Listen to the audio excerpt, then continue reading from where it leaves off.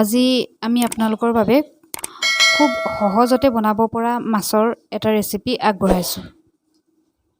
আশা কৰোঁ আপোনালোকে চাই ভাল পাব।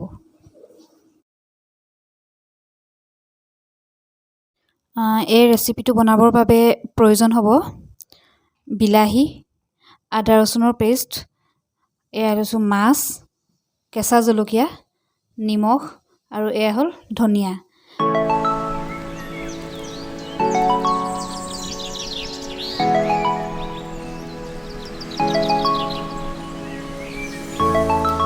এতিয়া আমি গেছ জ্বলাই তাত কেৰাহী দি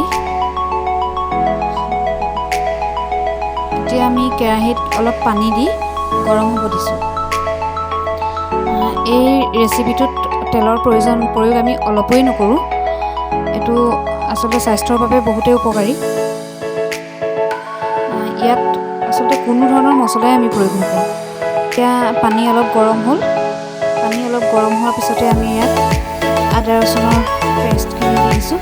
আদা ৰচুনখিনি অলপ একেবাৰে মিহিকৈ পিচিব নালাগে, অলপ গোটা গোটা হৈ থকাকৈ পিচিব লাগে। তাৰ লগতে আমি বিলাহী, জলকীয়া, নিমখ সকলোবিলাকেই দি দিলোঁ আৰু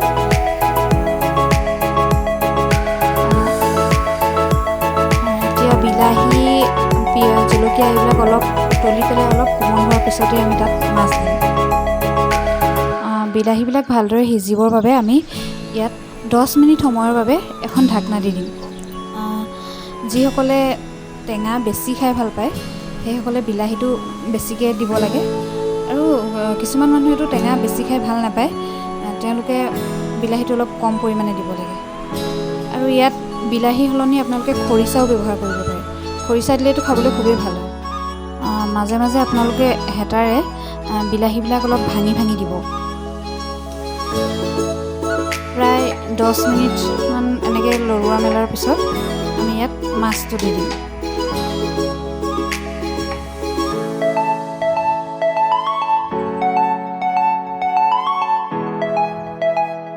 আমি মাছ দি দিলোঁ।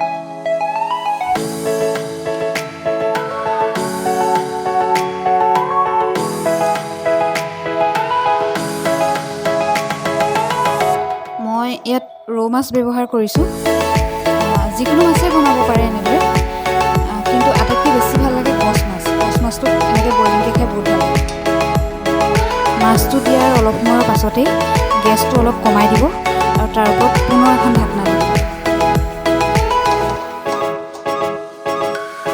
এনেদৰে আচলতে মাছটো বনাই খালে আমাৰ স্বাস্থ্যৰ কোনো অপকাৰ নহয়, কাৰণ ইয়াত অকণমানো তেল ব্যৱহাৰ কৰা নাই। তেল হওক, মছলা হওক, একোৱেই ব্যৱহাৰ কৰা নাই। এইটো এটা একদম সম্পূৰ্ণ থলুৱা খাদ্য আৰু বহুতেই হেল্ডি। এতিয়া আপোনালোকে ইয়াতে ধনিয়াবিলাক দি দিব।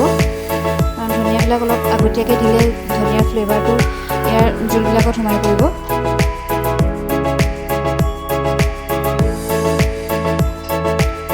আৰু প্ৰায় 5 মিনিটমান ৰখাৰ পিছতে আমাৰ ৰেচিপিটো সম্পূৰ্ণ হৈ যাব। এনেদৰে অলপ সময় উতলিবলৈ দিব যাতে জোলটো ডাঠ হৈ যায়, আৰু জোলটো ডাঠ হোৱাৰ পিছতেই আমাৰ ৰেচিপিটো প্ৰায় সম্পূৰ্ণ হৈ গৈছে। মই আপোনালোকক ভালদৰে বুজাই ক'ব পাৰিছোঁনে নাই নাজানো, তথাপিও চেষ্টা কৰিছোঁ আৰু ক'বৰ বাবে। কেতিয়াবা আপোনালোকেও এনেদৰে বনাই খাই চাবচোন। আমাৰ আঞ্জাখন ইতিমধ্যে হৈ গৈছে। এতিয়া আমি গেছ অফ কৰি দিছোঁ।